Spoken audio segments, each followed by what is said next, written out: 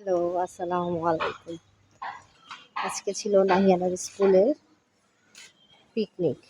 তো আমার শরীরটা এত খারাপ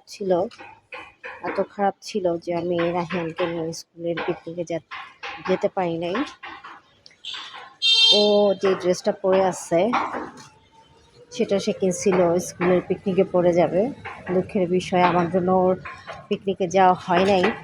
তাই সে আজকে কোচিংয়ে যাচ্ছে, এখন সেটা পরবে। নাহিয়ান, তো পিকনিকের ড্রেসটা সে পরে এখন কোচিংয়ে যাচ্ছে।